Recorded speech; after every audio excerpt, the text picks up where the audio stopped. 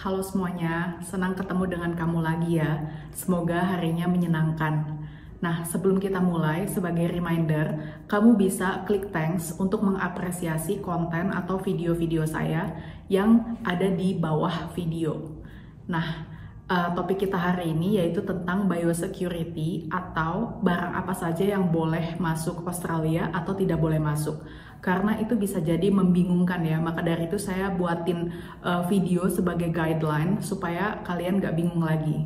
Keep watching.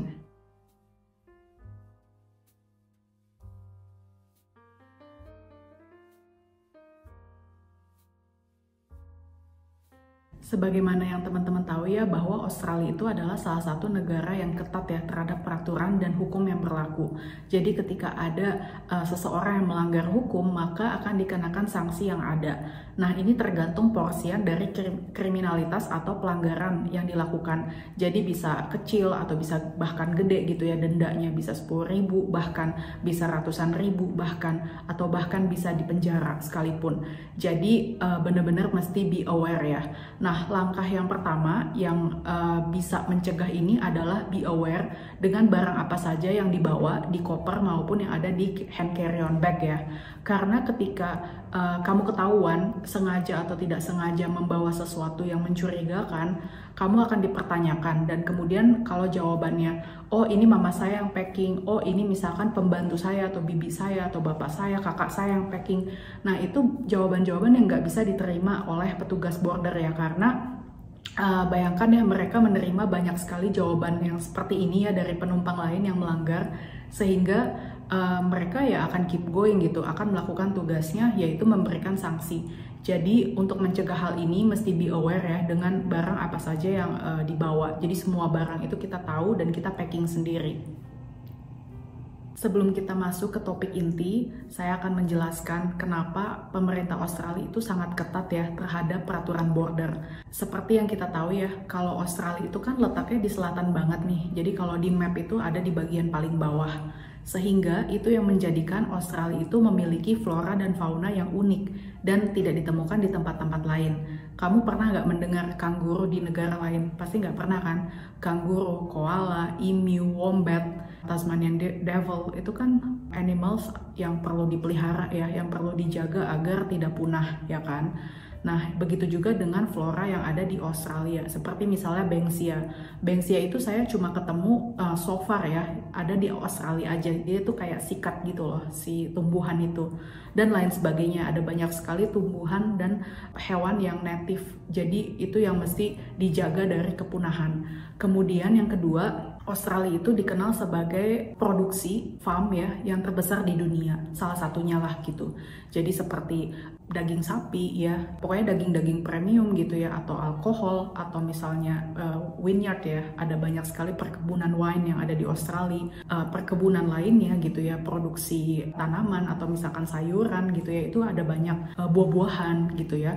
Jadi ada banyak di mana-mana gitu ya, sehingga tumbuhan dan hewan yang hidup ini yang ada di Australia itu perlu dijaga. Nah, pemerintah Australia itu punya tanggung jawab untuk menjaganya, yaitu dengan cara menjaga melalui biosecurity.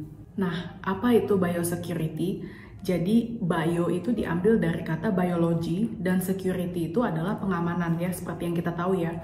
Nah, jadi untuk mengamankan si daerah flora dan fauna itu, pemerintah Australia ketat dengan barang atau misalkan bawaan dari penumpang luar negeri yang masuk ke Australia, seperti dari jalur udara, yaitu melalui bandara, atau dari jalur laut. Jadi di jalur laut pun itu teman-teman akan tetap menerima pemeriksaan juga gitu, karena nggak luput juga ya itu ya. Nah, ini mencegah agar tidak ada bakteri atau virus ya yang datangnya dari luar negeri atau luar Australia masuk ke tanaman atau hewan-hewan lokal gitu. Jadi supaya menjaga kelestarian yang ada, flora dan fauna yang ada di sekitar gitu ya, kalau make sense. Skenarionya bakalan begini, jadi ketika teman-teman ada di dalam pesawat, teman-teman bakalan dikasih yang namanya incoming passenger card. Nah, ketika itu teman-teman bisa langsung isi kalau misalnya udah yakin dengan jawaban-jawabannya dan juga punya pulpen, atau kalau misalnya enggak diisi di bandara juga nggak apa-apa ya. Dan di situ kan ada tempatnya, ada mejanya, ada pulpennya gitu ya. Dan juga bisa bertanya sama petugas bandara kalau misalnya nggak yakin ngejawabnya apa nih gitu kan. Jadi lebih baik bertanya daripada jawabnya salah gitu ya. Jadi daripada kena denda gitu kan, jadi ya lebih baik nanya aja gitu.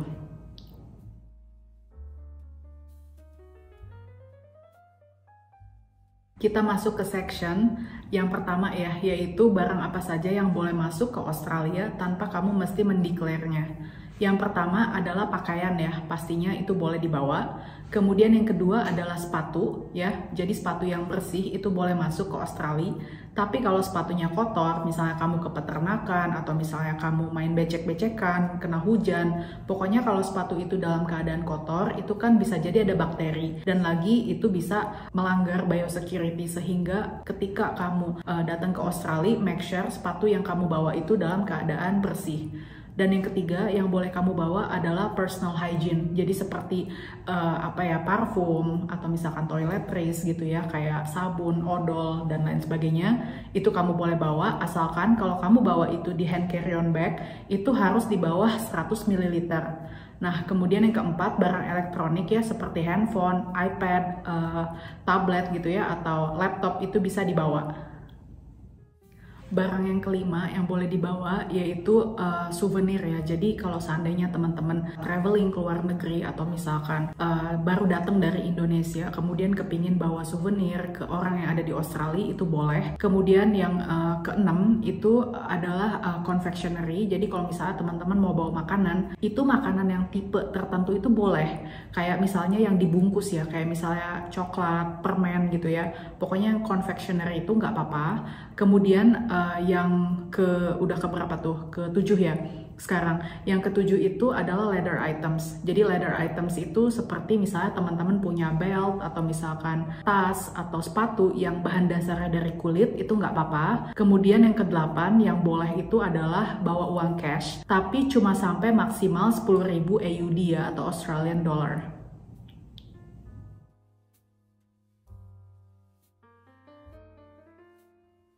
Nah, sekarang kita masuk ke section yang kedua ya, yaitu barang apa saja yang tetap boleh dibawa, tapi mesti dideclare.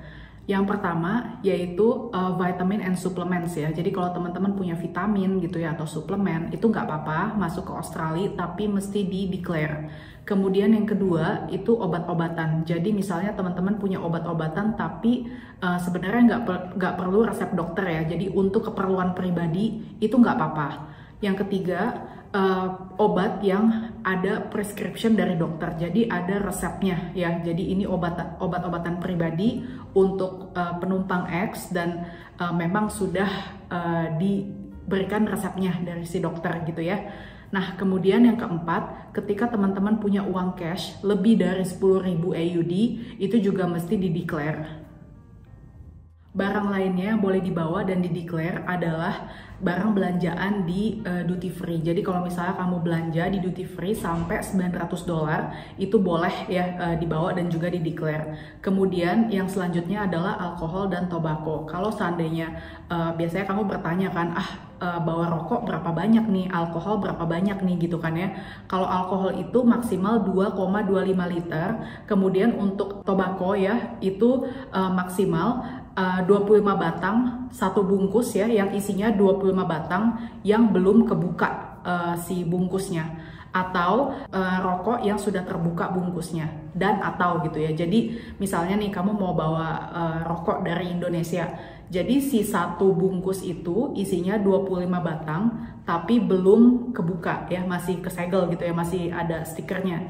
Nah, kemudian yang satunya lagi kalau kamu mau bawa itu yang sudah dibuka si bungkus rokoknya. Jadi yang kayak gitu ya.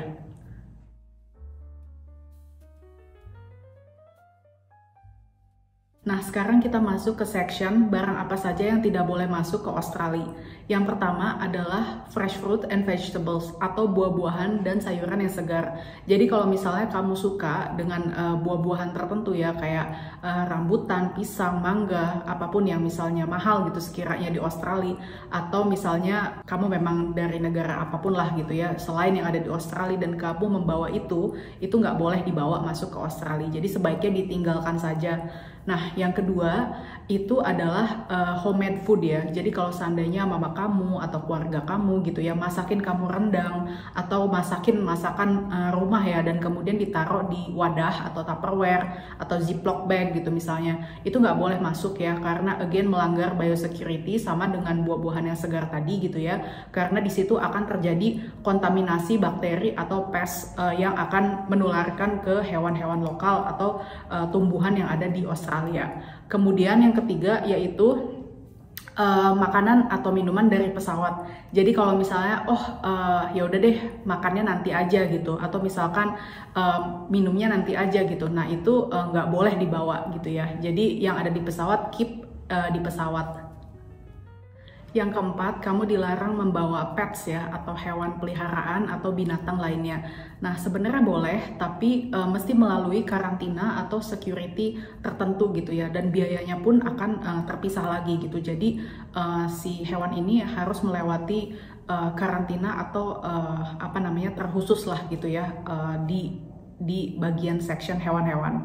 Nah, kemudian yang ketujuh itu tidak boleh membawa tumbuhan yang hidup ya, dan juga materi-materi lainnya yang diperlukan untuk tumbuhan gitu ya, kayak misalnya mungkin benih-benih gitu ya, atau misalkan tanah gitu ya, itu tidak boleh dibawa. Selanjutnya yang tidak boleh dibawa adalah yang tadi sudah saya sebut ya, yaitu tanah yang menempel di sepatu. Jadi kalau misalnya teman-teman pergi ke sawah atau ke peternakan, atau misalkan kan biasanya kalau ke Ubud gitu ya kan ada sawah tuh ya kan. Nah itu termasuk. Jadi pastikan ketika teman-teman datang ke Australia sepatunya dalam keadaan bersih ya, seperti yang udah tadi dibahas. Nah, kemudian nih list yang terparah nih yang tidak boleh dibawa yaitu senjata api maupun weapons lainnya. Kayak misalnya pistol atau apapun lah yang teman-teman tahu adalah senjata yang membahayakan. Itu dilarang, nggak boleh sama sekali.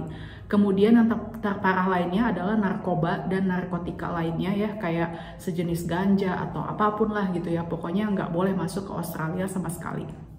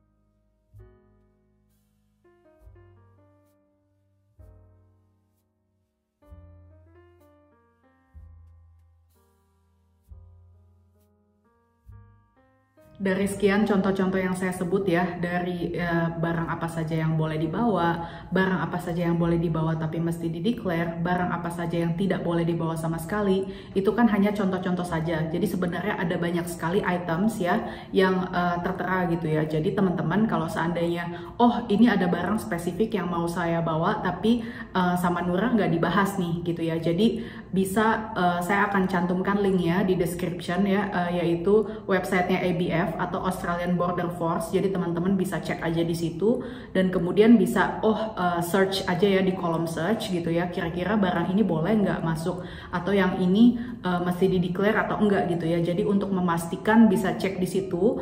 Kemudian kalau misalnya teman-teman udah dalam keadaan di bandara ya, teman-teman bisa tanyakan gitu ya ke petugas tempat, ini kira-kira boleh nggak gitu di declare atau enggak gitu ya. Jadi lebih baik bertanya daripada nggak yakin dan kemudian jawabnya salah gitu ya. Nah, sekian video yang saya berikan kali ini. Terima kasih buat teman-teman yang nonton sampai sini.